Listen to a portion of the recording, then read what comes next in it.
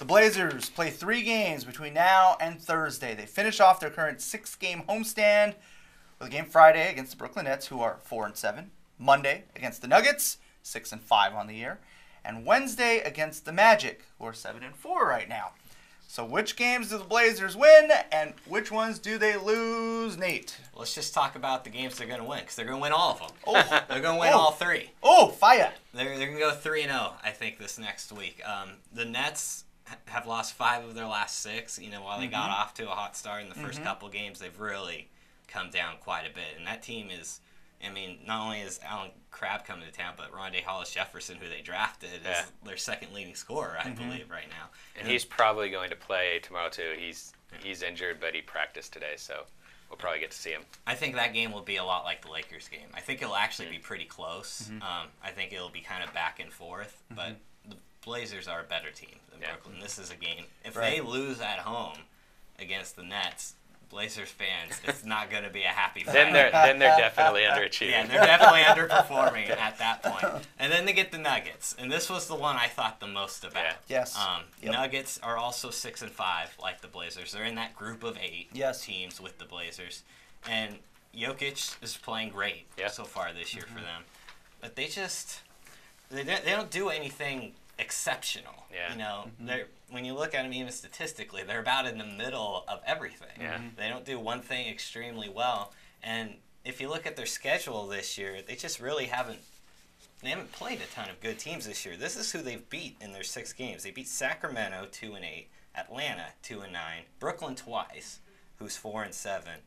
The Heat, who are 5-6, their best win by far is the Raptors at 6-4. That's nice. But the teams they've lost to, Utah, Washington, Charlotte, Golden State, you know, those are Utah, Washington, Charlotte. I think the Blazers are just as good as those teams, if not better. And so I think I'm going to give the Blazers the nod. So what about the Magic game? I mean, they're what, third in the East right now? They're 7-4, and they're off to a fantastic start. Aaron Gordon might be most improved player so far this year, and they just got Elfrid Payton back, their point guard as well. But is it fool's gold? No, I don't think it's fool's gold, not in the East. I think they actually have pretty good depth on that roster. It's just this is going to be their 4th straight road game in 6 days when they come to play the Blazers, and I think that's going to take a toll on them. I think they're going to be tired. The Blazers are going to be rested. They're closing out the homestand, so I think the Blazers are going to end up winning that game as well. You broke down those 3 games so well, I don't need to say much about it. We're right on the same page again. I actually have them winning all 3 games. I don't think the Nets game is going to be that close. The Nets defense is terrible. I think it's a perfect elixir for what's ailing the Blazers offense right now. I think that they'll win that game by double digits. Then I'll skip to the Magic game. One other thing about the road trip that you're talking about, it's the last game of a 4-game road trip, 4 road games in 6 nights, and they're coming off road games against the Nuggets and the Warriors. So, I mean, they're going to be really tired, and I think the Blazers are going to beat them. They haven't played as well lately. No. They won last night, but Porzingis wasn't playing for the Knicks, and they'd lost their previous 2 before that. Right. With the Nuggets, the funny thing about the Nuggets is last season, after they, in the second half of the season, they were the 2nd best offense in the league, and their defense was terrible. Well, this year, their defense is still bad, but they're not playing well on offense. They're right around the middle of, the NBA rankings on offense. And I still believe in the power of Jusuf Nurkic against his former team. When we saw what he did last season, that's what I thought about too, against the Nuggets. Yeah. And I think that he's going to be motivated again. I still think, as inconsistent as he's been, he's also still had some pretty brilliant moments so far this season, and I think that he'll get up to play not just the Nuggets, but also the guy they chose over him. He really wants to put it to Jokic like he did last year. I love that. That's kind of why I think that game is the most intriguing, is just based on that matchup as well. I'm not interested in the Nets. I thought that was an automatic W. So if they just have fun here. What if they do lose to the Nets? Oh, God. Oh, well. The sky's falling then. Oh, yeah. Okay. Well, it's going to be bad, but since that would be the first game of the week, we may have already forgotten about it by the time we get to the third one. We have to do high school football Friday night anyways. So we'll pretend like it didn't happen.